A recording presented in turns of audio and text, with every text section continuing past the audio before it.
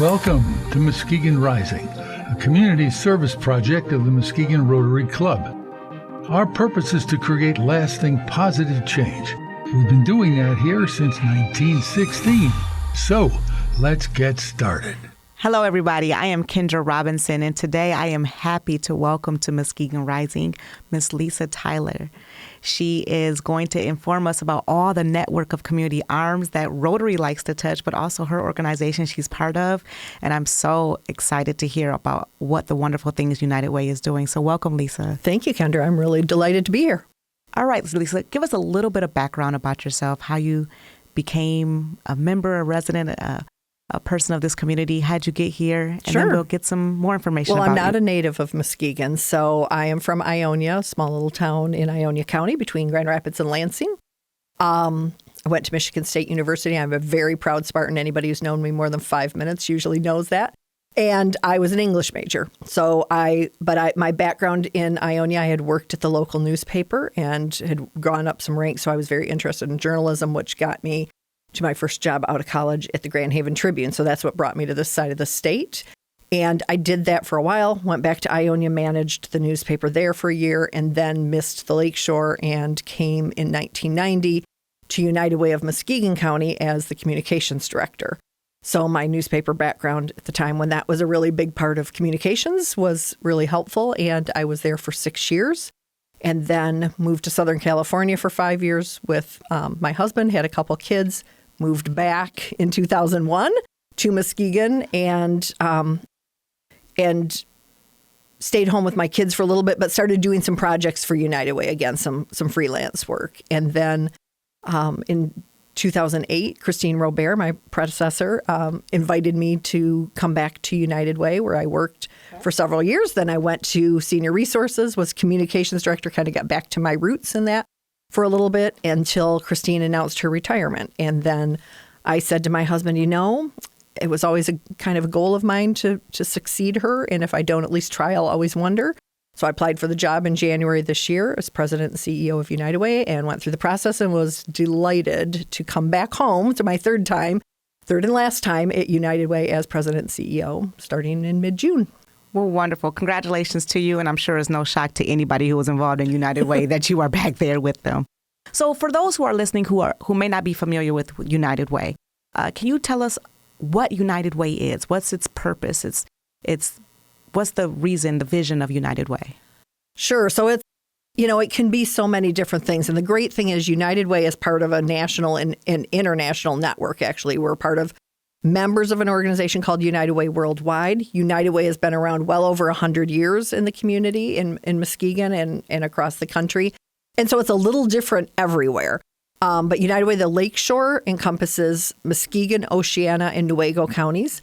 And we really are there to try to connect people and organizations to convene. And it's hard to describe, Kendrah, because we're kind of, as a system, and especially here locally, going through a little metamorphosis. So a lot of people know the United Way of the old community chest model. And you might have heard community chest, even if you don't know United Way, you don't know United Way because it's part of Monopoly. And that's kind of where that community chest card came from. That model of give one time for all. Give one time through United Way, and then we'll have volunteers who will distribute that out to many worthy organizations in the community.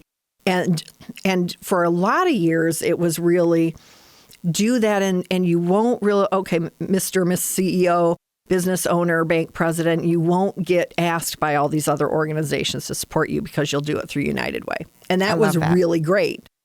And it's still that to a degree, but of course, everything's changed, right? You can't stay the same for 100 years. So really, United Way has still does a lot of that, but then also is partnering with organizations that we may not necessarily give funding to, but we're partnering in other ways. We took on the Homeless Continuum of Care Network. I'm going to stop you for a second because I did some research on them, and I am just blown back. I did not know. I knew of United Way for a long time, of all the different connections you all do, especially towards giving and funding different organizations, especially resources that maybe don't have all that they need to meet their goals. But what you do in that specific field is just awesome. I read of some volunteers who were like actively in it. And can you tell the community what this specific program is? The Homeless Continuum Yes. of Care Network? Well, of course, you're going to ask me the thing that I don't know much about yet. No. Still, because that's we only took that on a couple of years ago. But certainly we know that housing is an issue, that we have an unhoused population. So it is a continuum of care because there are many organizations, and we house the coordinator of that and somebody who manages all the data about that. But there is an annual, for example, a point-in-time survey that's every January where we get a bunch of volunteers and some staff members from organizations, but a lot of volunteers who are out trying to get a true number of what that looks like. Those who are unhomed. Yes. So really trying to work to connect people with resources. So it's not just United Way. It's just we're one piece of coordinating this network of organizations that are coming together to try to address those issues. So you've got Health West involved. You've got the Mission, Call 211. There are so many different organizations that touch that, right? Because we know that when people are unhoused, there are almost always other circumstances that are involved in that. So it's that continuum of care to make sure that we're not just addressing that one need, but we're also trying to wrap around services. And that's what United Way has been involved with for years, even before we housed that. That True North is a very vital partner in that. So there's a bunch of organizations that come together every couple of months, I think, for meetings to talk about the things going on. So, of course, right now you're talking about funding. You're always talking about funding in these kind of worlds, but you're trying to figure out where there are gaps, if there's ways to address that. It's always about messaging, right? Because the more we talk about it, the more people are aware. And until there's awareness, you can't solve any of these issues. And for those who actually need those resources, who need those services, how are they to be able to find the resources and information that United Way and the partners have to offer them? That's a great question because, there are a lot of really wonderful nonprofits. So I always direct people to 211. That's always the starting point. It's the easiest point of contact. They are designed, our local call center, which is Community Access Line of the Lakeshore, Call 211. They're designed to have that information that the nonprofits, the organizations providing health and human services, these are non-emergency services. They're designed to have that so they know where the resources are, where there's wait lists, if they don't have things, and that's how they can do. They're that connector for the organization, for all the organizations in the community. So I always start with letting people know that. Otherwise, you're sending people on a potential wild goose chase to be calling here and to find out, no, we don't have funding, but maybe this place in 211, as long as the agencies provide that updated information to them, 211 knows that information. So that's always the best place to start. And that's a wonderful thing. So many people need different things and don't know where to start. Well, exactly. And what's great about 211, too, is that they may know that, for example, somebody's calling for utilities and it isn't the time of the year that we get the utility money in the community yet. But if somebody's calling with a need for that, chances are there's another need they have. They might need, if they're running short of money for utilities and there's not funding for that at the moment, but maybe if you help them out with food or some other areas, then it frees up some money to shift things around. So they're always asking more than just what somebody presents with. What else is going on that they might be able to assist with? Because sometimes it can help in a different way than you anticipate when you call. For you, Lisa, you have now in this president role in the past 3 months, but you've always been connected with United Way in the past decades or so in all different kinds of aspects. For you, what specifically is the biggest change or the biggest effect that you have found as the president that you can affect now that you weren't able to do as a member or board member or somebody who was just part of it as maybe a volunteer? Yeah. So I have been, I mentioned that I was from Ionia. My dad was on the United Way board in Ionia for 25 years. I have his pewter mug sitting on my, literally as I grew up knowing about United Way. So he was really proud when I got hired the first and the second time. He's gone for the third one. But for me, the changes are, as I was saying, that we can't just do that give one time at all message because young people, for example, my children, that's not relevant to them. They can pick up their phone. they can look up, we didn't used to have the internet where we could look all those things up and find that information out. So they have other interests. But to me, what's exciting is the process our board and our organization are going to be going through in the next weeks, which is figuring out the many, many things that we do, because United Way can literally be, I say birth to earth, cradle to grave. It really is the whole spectrum, where when I was in the aging network, it was 60 and over. I was focusing in. Now it's back to everybody. But we want to make a significant difference in people's and organizations' lives and the ability to impact change. And so instead of widely sprinkling a little bit of money and making a little bit of a difference to a lot of people, we're looking at, does it make more sense for us to have a narrower focus and really for the next few years is all, say these are the things we're going to focus on for the next few years. Then we'll evaluate and see whether that's still relevant. Lots of other organizations have done that. But I think it's that, and also feeling that we can be impactful in the community in ways that don't just involve giving money. So we used to, that was always a big part of what we've done, and we've diversified our revenue that comes in. So we've got certainly the workplace campaigns, individual giving, but we get a lot of grants and things for specific programs we're working on as well. But there are other ways that we can help. Well, we one of the most well-known, I think, is Dolly Parton's Imagination Library. Probably what you were thinking I'd say, right? Well, it's a really fun one. I mean, I don't know anybody who doesn't like Dolly Parton. I mean, you don't have to be a country. She's just a legacy. Have you ever been to Seaverville or Pigeon Forge? No, I've been through it, but I haven't been. But see, now I have this new, renewed interest. Oh, it's just Dolly Parton and everything. But yes. Well, and she's amazing. She's a wonderful philanthropist as well. And so that all started because there was a literacy and an exposure to books issue in her home area in Tennessee. So she started it there, and then it expanded it where what we do, so it's a free program that provides books from could be a child at birth up until their 5th birthday. They get a book a month. It's a free program for parents. It's not a free program to run, of course, because there's cost involved in shipping those books, but they are carefully curated books. It starts with the little engine that could, that little story we know, I think I can going up the hill. And then there's books that they've picked. And so it comes free to anybody in our region that is interested in that. So that's been going. That started when I was there before. So we're probably, right around 10, 11 years into that program. It started as a pilot in a couple communities, and then it's expanded. So that's one that's very well known. That pretty much runs on people designating their gifts to that, or donors that do that, or some grants that we've written. And it's a very popular program. But that childhood literacy can just set the stage for everything. And of course, what goes along with that are things that we don't necessarily do ourselves, but, making sure that, like, our partners at Read Muskegon are working to make sure the parents can read those books to their children, because there's all of that part. So that's some of it.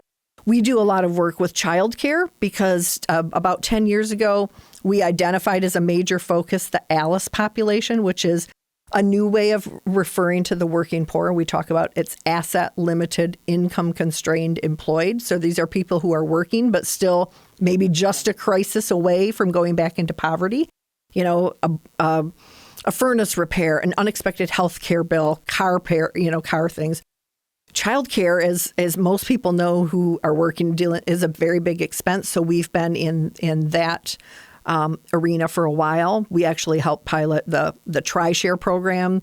It was out there where kind of similar to the Access Health model of healthcare, where employee, employer, and there's some state funding for that. So there was some work successfully done on that several years ago. But we've got a part-time person who's dedicated to working to continue to bring professional development opportunities and convening child care providers to help bolster their support and working on that. And that's a really excellent way to address that ALICE population and try to make sure those child care centers are the best they can be.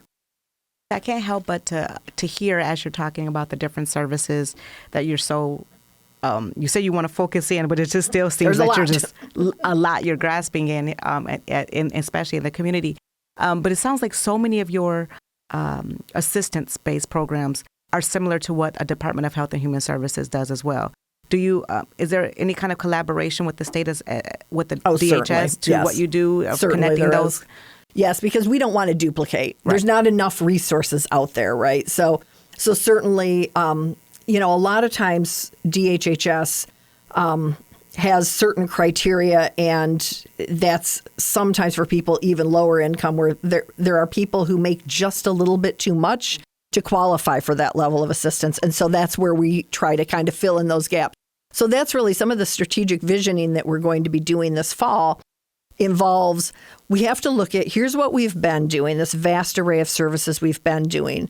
Here's what we're going to bring in some community leaders, some board members, but other community leaders. What are you seeing out there in the workplace? What are the needs? Realizing that we can't address all of that. We all know, for example, that affordable housing, but that's a matter of numbers. You've got to have more housing than what's needed for that to become affordable a lot of times. And a lot of housing is being built, especially in the city of Muskegon, but there's issues throughout the county. And then we've got our other 2 counties as well, right?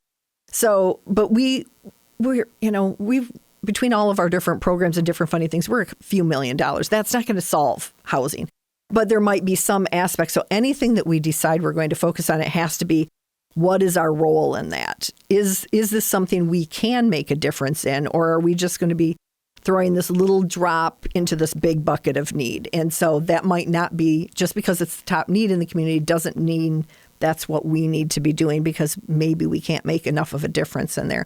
But we just really do need to focus a little bit more on a few different things. And they might be 3 totally different things all related to that Alice population. I don't know. And I get asked a lot, what do you think, or what do you want, Lisa, for that? And my answer is, it's not my job. It doesn't matter what I want. I'm one donor, one voice in this. It's my job, once the decision's made by the organization, to make sure that the staff buys in, because the staff is the one doing that work along with volunteers, but doing that day to day. And it's my job to keep us honed in on that path, whatever is determined on that. I have so many hopes and dreams for this community, but there's no way that United Way Can touch all of them. Nor can Rotary. And I love Rotary, and we do wonderful things in Rotary, but no one organization can. It's that patchwork quilt, right? And we want to be, sometimes maybe the thread that ties those together instead of just one particular patch, but the thread that's bringing all those together, because the convening is a big part of how we can make a difference. Bringing it, we have a different voice with employers because we're out there running workplace campaigns. Oh, you're definitely out there. You're in my job, I can tell you that much. Listen, every once a year, we have to designate someone in our office to do the United Way campaign. To run that. And I think it's filling out an application, saying what you're going to donate.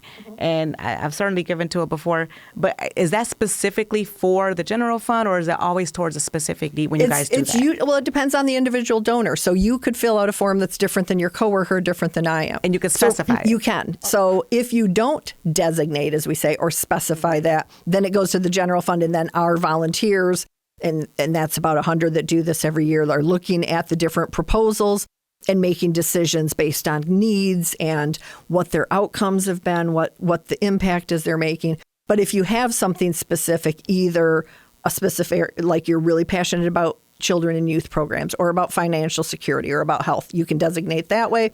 Or you can do, if there's a specific agency that you have a real passion for, you can split your gift too. I could give $500 and say, but I want 250 of it to go to agency ABC, and the rest of it just goes to you, United Way, for you to determine.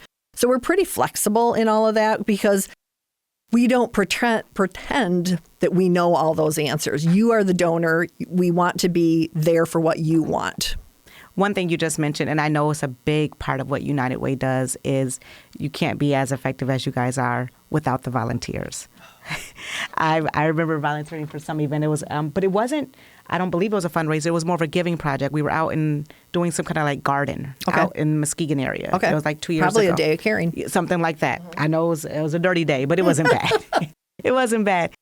What kind of project is that, if that's not necessarily towards giving financially towards the community?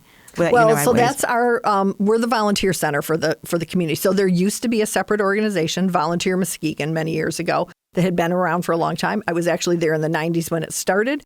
I was there the second time when they decided that being a standalone agency didn't make sense, and we took that on. So there was a time that there were 3 kind of major pillars for United Way and nationally, and the naming of it has changed, but it's still there. It's give, advocate, volunteer. So those were kind of 3. It was the financial, the giving, the advocating, which we still do a lot, and then the volunteer part. And that has just really grown. The Day of Caring is probably the most visible thing people see that we did. We just did in early September here in Muskegon. We were at Camp Pinewood, and then we went to about 12 different projects over 10 different sites that we get out, and people are making a difference that way. And so that's another way. Not everybody has the ability to financially give, or they do and they still want to do more. And so we've got this one big event. We did, like, one of our 12 projects was our microforest there on Marquette, right next to the highway, the Rotary microforest. We did a project there where we had John Noling, of course, leading that, and there were a bunch of Orchard View Interact students that were there. But we had a lot of other things. We were doing some projects at daycares because it goes along with the work we've been doing. So we have that one, and there was, I think, 375 volunteers all told at all of these different sites that day. But then there are a lot of things that are happening all through the year, and that's another way we can help the community and help these nonprofit partners or governmental organizations or whatever, because there's a part of our website you can go to where it can say get involved, and you can click on there and you can see this whole list of volunteer opportunities there. And then you can sign up. And so you do that, you find the opportunities, but it also tracks your hours. So it's a great thing for kids in high school who maybe need service hours or for NHS or whatever. For any adult who wants to do that, it tracks how many hours you've done. But you see this wealth of projects. And I think that's so eye-opening for people to see all the things, all the ways they can help. It can be from, giving older adults rides to medical appointments, or it can be helping older adults navigate when it's time for open enrollment for Medicare. It can be packing a sack supper for a kid. There's all kinds of things in there. Just dozens and dozens of opportunities in there. And that is really vital to what we do. I did not know that. That is awesome. And there are so many, we also have a retired and senior volunteer program for people 55 and older, where we have a bunch of partner sites again. And they're not all retired, and they're not all seniors because of the age thing, but it's 55 and older, and a really great way, again, that they can get involved in things that might be that it's like kind of a subset of that volunteer center that we've got that's designed specifically for older adults. But there are things for kids of, people of all ages to get involved. Some that are physically active and some that are not. Some that might take computer skills and some that don't. Some that little kids can be involved in, and things that you need some more skills for. Lisa, where is the United Way office located here in Muskegon? We are at 31 East Clay Street. So it's the corner of Clay and Spring. If people who've been around for a while know where Whit Buick is, we're kitty corner from there. So we're downtown. We're just a couple of blocks away from 794 Grill. We're a little cul-de-sac down there. We actually own 2 buildings. These were buildings that were gifted to us by Gary Bogner, and we moved in 2011. It was something that was kind of facilitated through our partners at the Community Foundation. He had these buildings that I think a long time ago I was told were maybe part of Chaddock Winter and Alberts, an old former insurance agency. So we have 27 and 31. And so the great thing about this what we call the Community Service Center in there, Bob Skolnick, fellow Rotarian, helped us with the capital campaign for that. We've got meeting rooms that are open to other nonprofits. We're located in the building. Volunteer for Dental and the Red Cross are located in the building with us. Then the other building, the 27 East Clay, is Disability Network West Michigan and the Girl Scouts.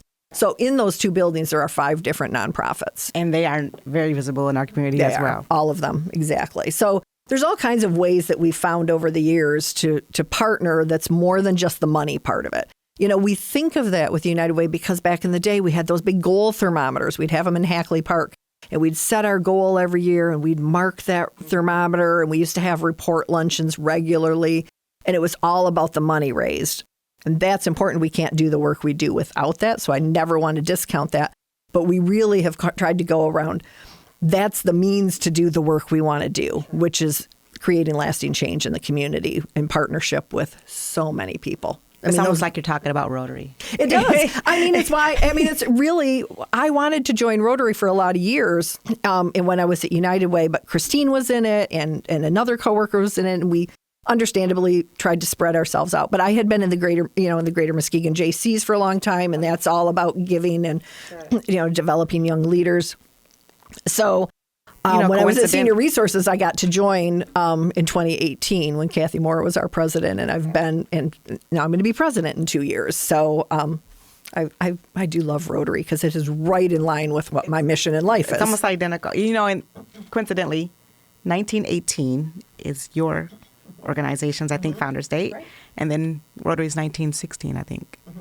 Or somewhere. So 100 years plus. Yes, so we're right there together. Yeah, it's ingrained. Well, it's like, I always remember the last line of the JC's creed is service to humanity is the best work of life. And we'd always kind of say it with vigor at the end of the meeting, and they still do. And then we've got our 4-way test in Rotary. And United Way doesn't have that one clear thing we had for a long time, Live United, and they change their slogans every few years. But all of these things that have been so important to me all have that service aspect to them. It's just really, it's really why I, besides being a wife and a mother, it's really my purpose in life, and it's what I love to do. And so I love to do it for work, and I love to do it in my spare time as well. And I mean, the fact that both of my children, I have a daughter who's a social worker in Denver and a son who works at Pine Rest Hospital. They both went into service things. I mean, that's what makes me happier. They're also giving back in their careers in their different ways. And well, Lisa, if someone's watching and they want to now give back, like your son and daughter, and how you have been for many years, what's the website they can go on to either physically be a part, financially be a donor or a giver, or potentially sign up to be a staff member, volunteer of United Way? You can do all of those things. So it's unitedwaylakeshore.org, O-R-G. All of those options are on there. It's a really great way. We just did a website refresh just a week ago. Wonderful. So it's got all the new brand, and it's a great way to go in there, see what all those volunteer opportunities are. You can see what our board leadership looks like. There's all kinds of committees. Send us a message. Tell us you want to get connected. You can donate that way. If you've got a workplace, you want to do a campaign that way, there's a way to get messages to us, and we would love to have more people on the journey with us. Well, thank you so much for joining us today on Muskegon Rising. And Lisa, we so appreciate your time. Thank you for listening.